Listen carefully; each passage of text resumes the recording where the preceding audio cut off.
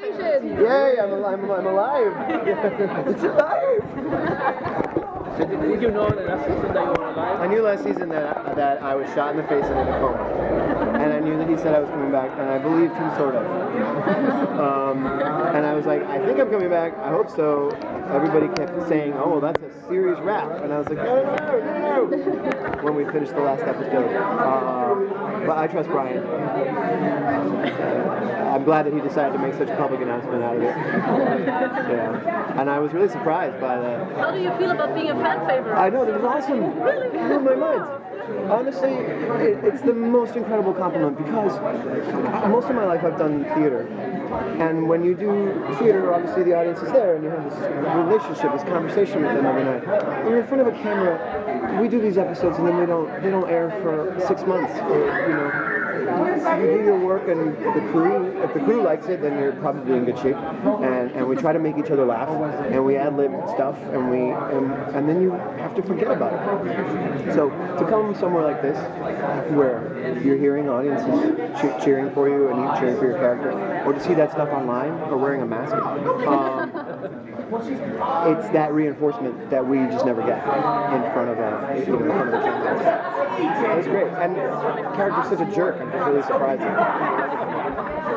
You feel such an important role, though, especially in this last season as well, but especially in this season because we need to laugh at a certain point. How do you keep the character comedic, but not a joke when he's not supposed to be?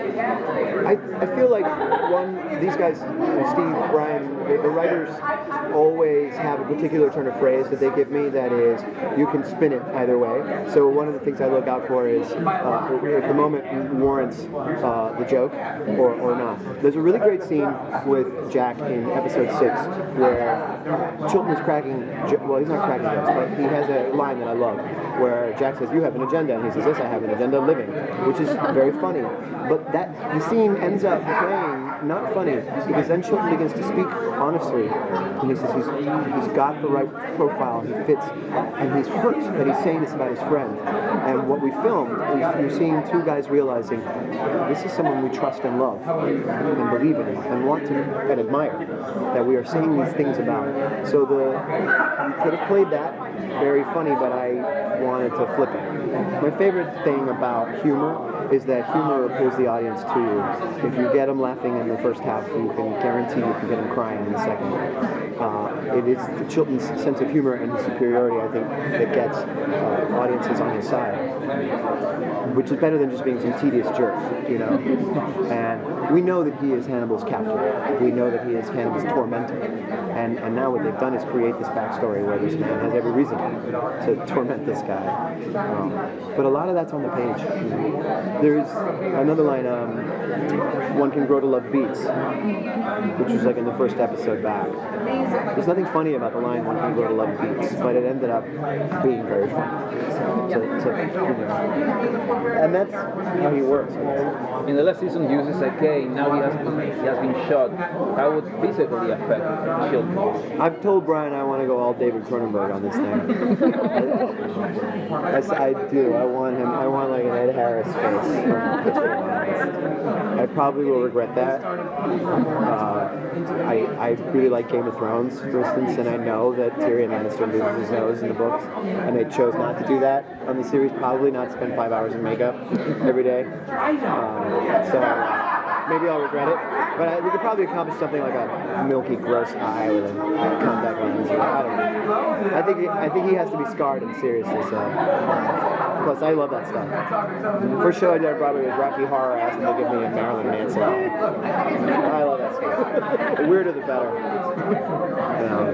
Your character in other incarnations is fairly one-dimensional, very functional. In this show, it's a very sophisticated and interesting portrayal, and serves a tremendous range of purposes. How did Bryan explain to you what his vision was for the character, and then how did you go about constructing that? That's a great question. Bryan offered me the part, and I said, well, Chilton is that smarmy jerk, right? I don't want to play that guy. Exactly my word. And he said, he'll be sexy and charming. And I was like, how do we do that? When I got to set, they kept talking about douchey, like his clothes, his home, his shoes, the car he drove, and I said, I didn't want that. I didn't want to feel. I felt a judgment coming from not Bryan, but from the design that was happening. So I had to end up embracing that and say, like, okay, I need to feel uncomfortable in my skin. Which is, I asked them to put me in bikini underwear. Like, everything about him from the bottom up makes me, Raul, feel uncomfortable. So I know I'm in that body, and then I just trust that that's enough. And then Bryan writes an intelligent guy, and I try to deliver his cunning and his intelligence.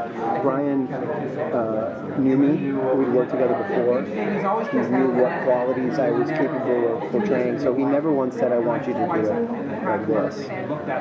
He knew that I didn't want to play someone who was going to be tedious, which is how he's described by Thomas Harris. He's tedious. You have to get past him to get to the interesting stuff.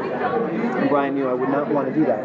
And anybody who is playing someone unlikable is always going to look for the thing that you like about them. I couldn't walk on set every day hating the man I was playing, so I had to find for myself the things I appreciated.